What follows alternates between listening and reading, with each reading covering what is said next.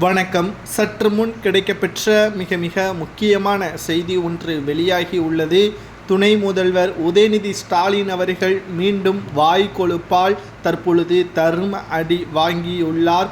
தமிழகத்தில் வருகின்ற பிப்ரவரி 26ஆம் தேதி ராமநாதபுரத்திற்கு வருகை தர உள்ள பிரதமர் மோடி அவர்களை கெட் அவுட் மோடி என்று உதயநிதி ஸ்டாலின் அவர்கள் மேடையில் பேசி ஒருமையில் சில வார்த்தைகளை பேசியுள்ளதால் தமிழக பாஜக தலைவர் கடுமையான கண்டனத்தை தெரிவித்திருக்கிறார். உனது தாத்தா முதல்வராக இருக்கலாம், உனது அப்பன் முதல்வராக இருக்கலாம், ஏன் நீ கூட சிட்டிங் துணை முதல்வராக இருக்கலாம், ஆனால் அனைத்துமே உனது வீட்டிற்குள் வைத்துவிடு.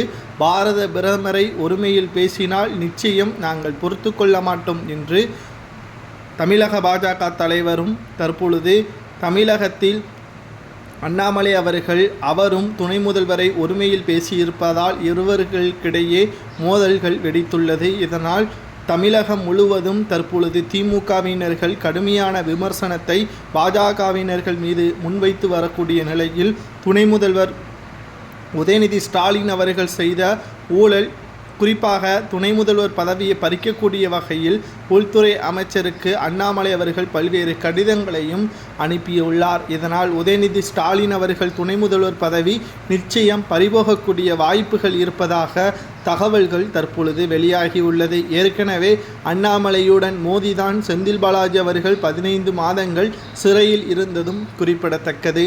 அதேபோல் தமிழக பாஜக தலைவர் அண்ணாமலை அவர்களுடன் துணை முதல்வர் உதயநிதி ஸ்டாலின் அவர்களை மோதலில் ஈடுபட வைத்திருப்பது மீண்டும் உதயநிதிக்கு சிறை தண்டனையா அல்லது பதவி பறிக்கக்கூடிய வகையில் செயல்படுமா?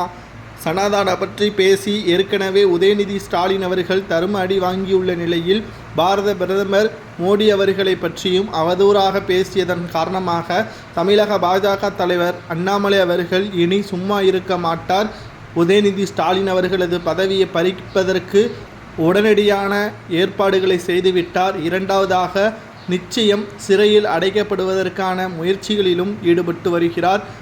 26ஆம் தேதி தமிழகத்திற்கு வரும்பொழுது பாரத பிரதமரை நேரடியாக முதல்வர் மு.க. ஸ்டாலின், துணை முதல்வர் உதயநிதி ஸ்டாலின் அவர்கள் நேரடியாக சென்று மரியாதையுடன் அழைப்பார்கள். இப்பொழுது இவர்களது பேச்சு அனைத்தும் வெட்டுதான். ஆனால் 26ஆம் தேதி தான் தெரிய வரும். அப்பொழுது கெட் அவுட் மோடி என்று உதயநிதி கூறட்டும், நான் திமுகவிலேயே இணைந்து கொள்கிறேன் என்று அண்ணாமலை அவர்கள் கூறியிருக்கிறார். ஆனால் அப்பொழுது அவர் கூறாமல் விட்டுவிட்டால் நிச்சயம் அவரது துணை முதல்வர் பதவியை ராஜினாமா செய்வாரா என்ற கேள்வியையும் அண்ணாமலை கூறியுள்ளார்.